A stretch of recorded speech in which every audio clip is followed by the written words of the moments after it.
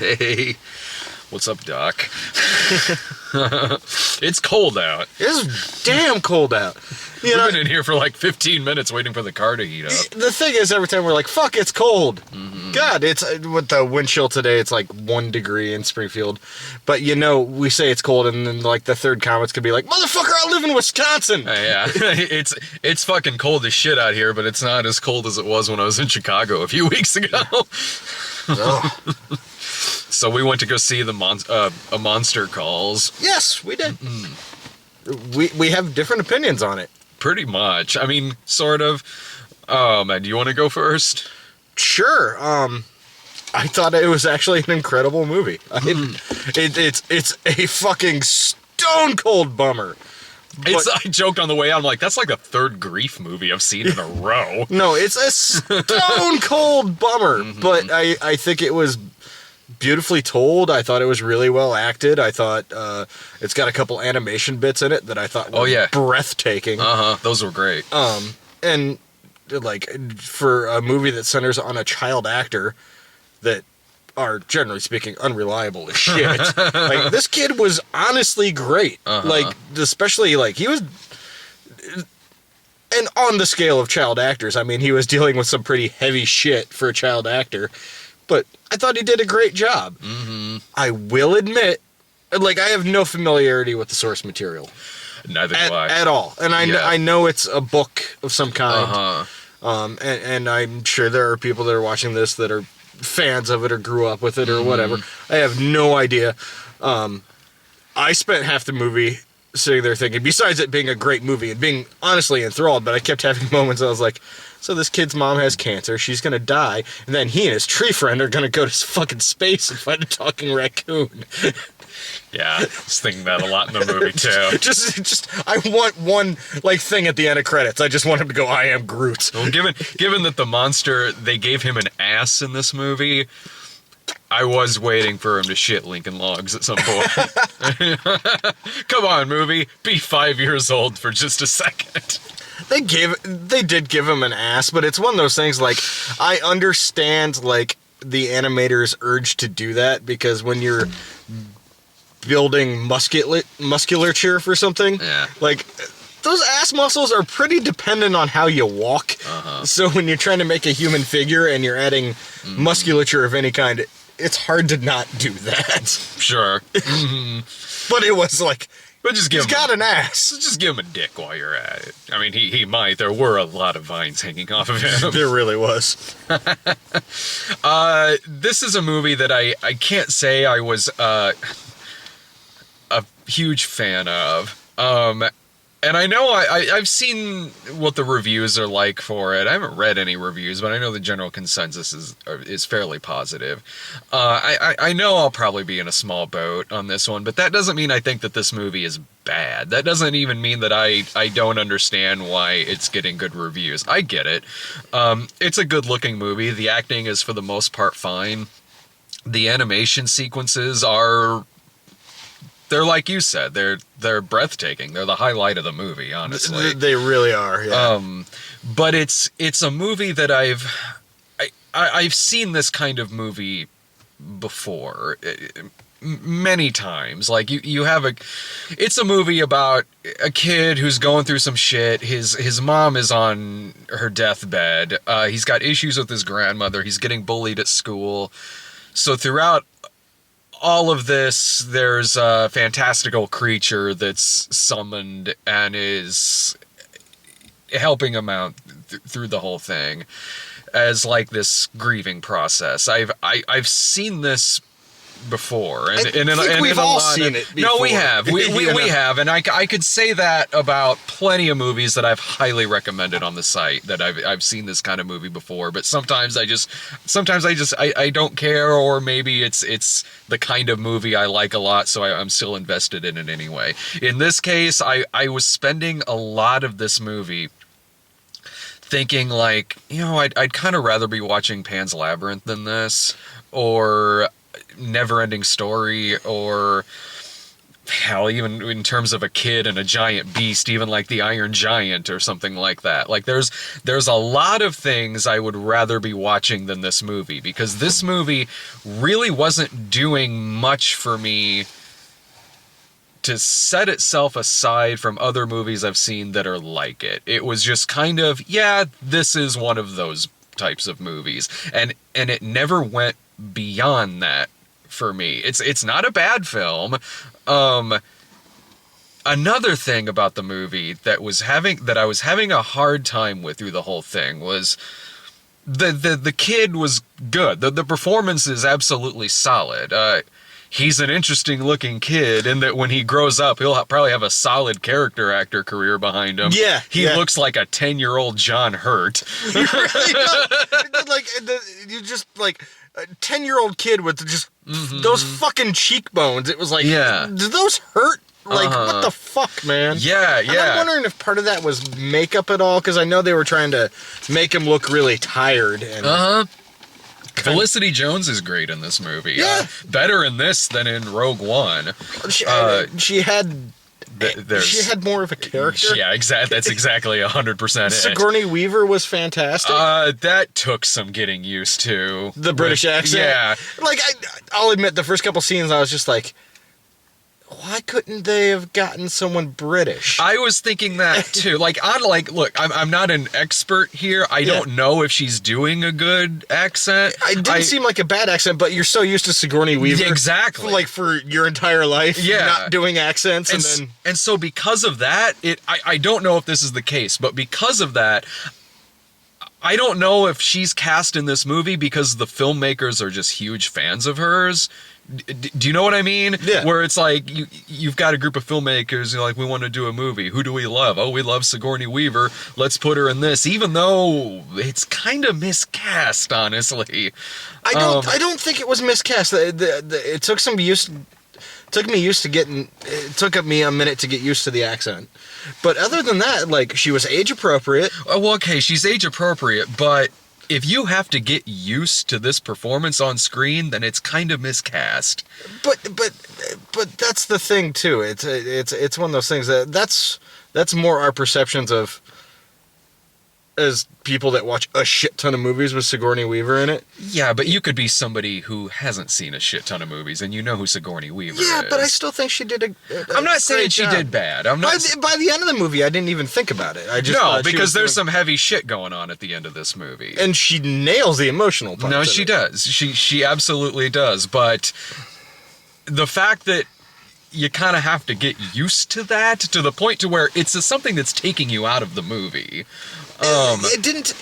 I just had a brief moment of like, huh, like, yeah. But it didn't take me out of the movie at all. It was just kind of like, I've never seen her do that before. Okay, sure. That's what it was for me. It could be a lot worse. It could be a lot worse. Fucking worse. But I'm sort of like you. I'm like, oh, well, what you said a second ago, which is like why they could have maybe just gotten somebody British to play this part. Easily could have. Yeah. And it could be they could be huge Sigourney Weaver fans, and it could be Sigourney Weaver really wanted to do this movie. Or maybe she was better than the other people who auditioned. No, and that could totally be it. And that's, it's... And this movie, like, yes, you have Liam Neeson doing the voice of the monster, but there's no other real star power in the movie. I mean...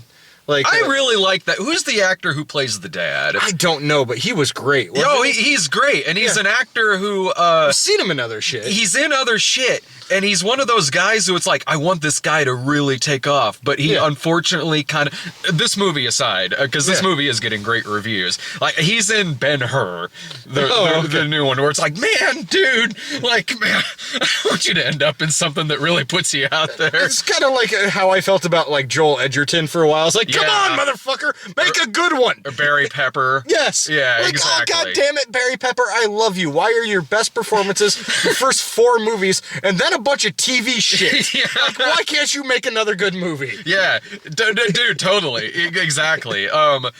But I mean, maybe this will do something then, because like I don't know how this will do at the box office, but it's getting solid reviews. But another, and he got a weird role. He's definitely like absentee weekend dad, but he's not a bad dude. He's honest. No. He's doing what he can, given the fact that he lives in another country. Yeah. But my thing about this movie, and it's one thing I was having why this movie wasn't, one of the reasons this movie wasn't really clicking for me that much was the acting in terms of the kid is fine. I really honestly did not like this kid that much. The character. No, he wasn't. Well, I'm like, he was a little shit, but you know what? At the same time, and I think one of the reasons maybe the movie clicked with me was, you know, when I was that age, I went through some rough shit. Yeah. And honestly, like, I really wish this movie existed when I was fucking 10 years old. And I would have fucking watched this every goddamn day. Yeah. My mom didn't die. My mom's alive. I just want to clear that up. I just went through some shit. Yeah. And honestly, like, while I was watching this movie and while I was thinking in my head that I'm not really enjoying this, there was never a part of me that was this isn't like Collateral Beauty. Like, there was never a part of me where I was thinking, like, I would never recommend this I would never recommend this to somebody going through grief. In my head, I was thinking, like, maybe if someone is in this kid's position, like, they could probably, they could get much more out of this movie than I could. Which is not the case with Collateral Beauty. Like that was a movie I was like, but also, I saw another movie Manchester by the Sea, which also deals with grief, which I thought was a way goddamn better movie than this. The movies are night and day in terms of other things. Well, and that's I mean, and I didn't see that with you because I was unavailable that day. It was the holidays, man. And I really want to see that movie. But at the same time, it's like you also just saw a really good movie about grief and a really shitty movie about grief. And this one is somewhere right in the middle. And this is your third one. So it's also one of those burnout things too, maybe. Like, because I know you're objective to a fault, but I love superhero movies. And if I watch 3 in a week, the third one, I'm like, I don't fucking care anymore. I've seen it. I don't know if I'm objective to a fault. Have you seen my list of favorite movies? You know what I mean. I do. You know what I mean. I know what you mean. You're objective to your tastes. Yeah, exactly. Like, so my thing with this kid, where it was like, I get it, man. I mean, you're getting bullied at school. You are going through some shit. But there was a little too much in the way of, like, temper tantrums, not having respect for anyone, not really caring that much for anyone other than his mom, of course, not caring about anyone else's feelings, really. His almost Veruca Salt-esque temper tantrums in this, it got to be much. Like, it got to be to the point to where it's like, your movie, it's reaching the point where I'm not feeling bad for a kid who is going through this. I'm feeling bad for everyone else in the movie, Sigourney Weaver, the dad, and other people, because they have to go through losing an ex-wife, losing Sigourney Weaver's daughter, and also this nightmare of a kid. Well, and that's, to me, that's kind of what the crux of the movie is about. No, that is what a nightmare it is to be a kid and deal with grief. And I think that's the reason I connected, because I dealt with this shit. And when you're 9, 10 years old and you're dealing with something that heavy, the instinct is to, immediately blame yourself for it. Yeah. Which is the worst feeling in the world. And what you do is you lash out because you want someone to punish you. And that's true. And I get that that's the intention. And I can completely understand people who haven't dealt with that on one aspect or the other, not grasping onto that like I do, because that was my experience. No, totally. And I absolutely understand that that's the point of this movie. Yeah. I mean, it flat out says it. It says it, yeah. It's not a hidden message. No, it flat out says it. This movie has no hidden messages. But it was too much. Like, I'm still having to spend 90 minutes, 2 hours with this character. It was a little much in the areas of lashing out in temper tantrums, and not enough of anything to make me feel empathy. Like, it was 100% acting out like that, and not enough of anything else but that. So you can obviously do a story like this with the same things that this kid is going through, with the same lashing out and all of that, but that's all it was. See, and I thought there was more to it than that, but that's all it was in terms of how this kid is acting through the movie. There wasn't enough moments in this that made me like him that much, other than just the bad part of what he's going through. Even when he retaliates against the bully, I had seen so much of this kid acting psycho through this movie that when that happened with the bully, the way it came across to me was more so like this kid is one bad thing away from like this movie ending with a shooting or something. Well, and sadly, yeah. I get that, but I still have to spend 2 hours with this character. I completely understand. Like, I really do. Like, I would not judge anyone for not seeing this movie the way I do, because it's. I went through some shit, people. Yeah. Brad knows I don't talk about it much. I don't hide it, but I went through some shit. No, yeah, we've known each other literally since he was born. Yeah. No, yeah. Yeah, we've been best friends that long, and so I completely get why people would like this movie. I absolutely 100% do. I understand why critics liked it. I understand why critics like it. I understand why you do. I totally get it. It was there was just some things about it that I just didn't. And I don't know. I completely understand that, because I could, if somebody went and watched this movie and came to me and they're like, I fucking hated it, I would just go, right on. I know why. I didn't hate this movie. I know you didn't, but if someone said that to me, I'd be like, and I know why, and I understand, and that's okay. Yeah. It's one of those. Because also another thing too, like before I forget, like when you're not really 100% invested in what's going on in this, meaning like I was never loving this movie or really even liking it all that much.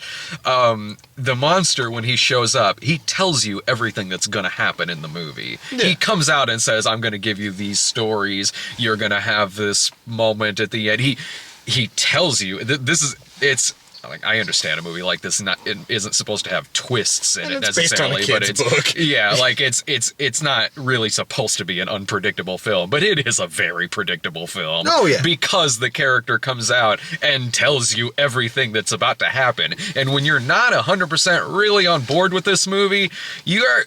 In my case, I was sitting there going, okay, when's the next thing gonna happen? And now when's the next thing gonna happen that he said was gonna happen? So it's sort of like you've already kind of outlined this maze that you're going through, and I'm sort of just waiting to get to the end. So, and I'll admit, there was one point in the movie where I was really disappointed. Like in this movie? Yes, where I was honestly disappointed. Because he says, I'm going to tell you these 3 stories.